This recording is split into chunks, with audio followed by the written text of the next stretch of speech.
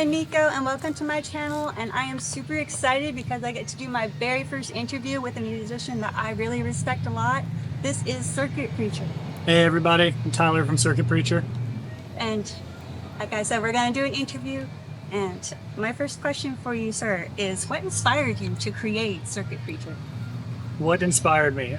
So I think it's a little bit of art mimicking life and life mimicking art.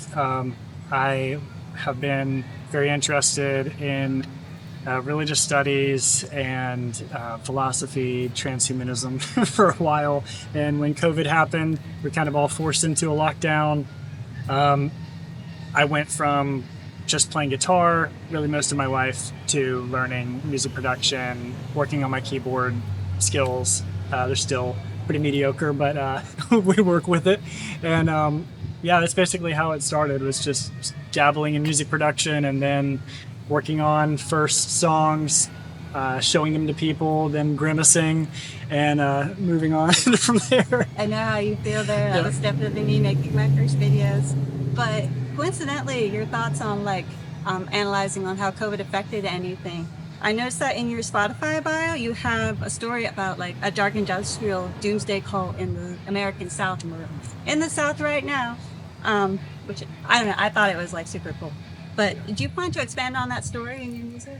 Yeah, absolutely. We want to keep growing it. I mean, I've always liked characters in movies that really have like a backstory to grab onto. So we developed that church, the last church of the final days. It's basically an underground doomsday cult that's 200 years in the future. So it's not so far that, it'd be hard to understand, like maybe 1,000 years or something, but we could guess a lot of the same problems we have in society will still be around in 200 years, but they'll probably just look a little bit different. So that's where we chose to set the theme. History does tend to repeat itself. What made you gravitate towards using industrial music for that theme? Oh, that's a great question. I've always loved aggressive music, dark music, rhythmic stuff. So, that can be a lot of things. I grew up listening to a lot of metal, but industrial just has so many sounds you can use. And it's not simply guitar and bass and drums. Not that metal's limited by that, but for industrial, I can write everything. I'm not a drummer. So I can't go to a studio and record a rock or metal album, but I was really attracted to the idea that I can program everything and take my time writing it. And so for me, industrial is like, it's a path for me to take this project as far as I can and not have to necessarily rely on someone quitting the band or something like that. Yeah, I can think of many bands where the lineup was thrown out completely because one person quit. Yep. And also with industrial comes with like a stronger kind of angrier sound. And listening to the lyrics and the sound that you create, they do come off as very angry. Is there a particular like feeling or message that you're trying to convey in the music?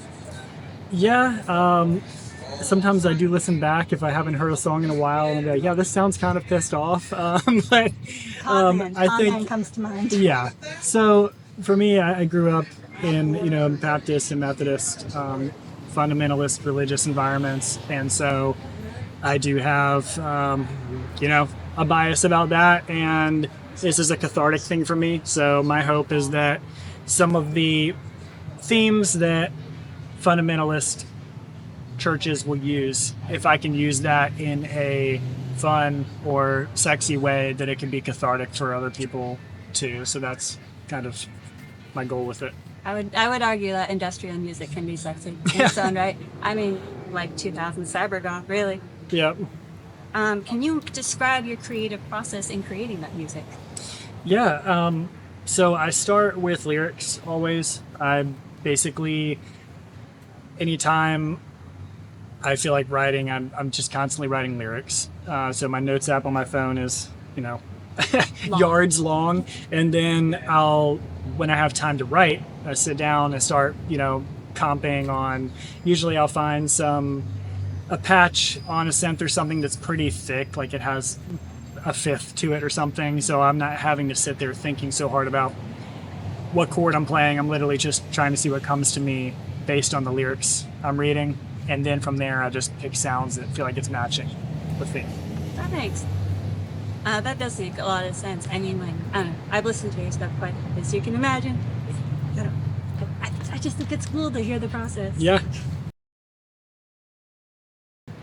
But back to the interview. So, what piece are you most proud of right now, and why? What piece am I most proud of? I think my brain always wants to say the latest song, but in terms of song structure and melody, I would probably say Made to Burn is what I'm most proud of. That is your thus most far. recent. Yeah. Yep. That is your most recent, Yep. so that follows. What are your early music influences, and how did they inspire your sound?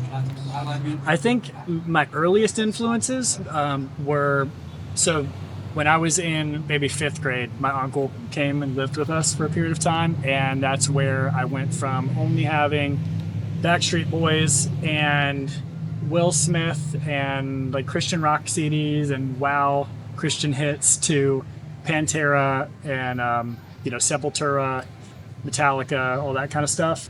But I think really prior to that, it was video games. Especially like racing video games, fighting games. They always have super sick soundtracks, They really and that's still how I would describe it to this day. It's like, what kind of music do I like? If you can imagine driving a crazy, scary motorcycle and a fight to it, I probably like it. So I think video game music kind of shaped that, but I had no idea where to find it. I would hear like a Rob Zombie song on a video game, but I didn't know what it was called or where it was in the store. So I guess I just thought it was video game music until I was probably 16. I could see where Dracula in particular would influence your sound quite Yeah. a bit. Because Dracula is also like, I'm in a big car on a motorcycle. Right. I Yeah, love Dracula. it is what it is. So what are you currently listening to? Currently, I try to listen to things that aren't right near me because I know subconsciously I'm going to rip it when I'm writing. So I listen to New Beat. I like that. I've been checking out older R&B, gospel, country. I actually listen to like a decent amount of country just because I like that every song there's a whole story told. It's intentional.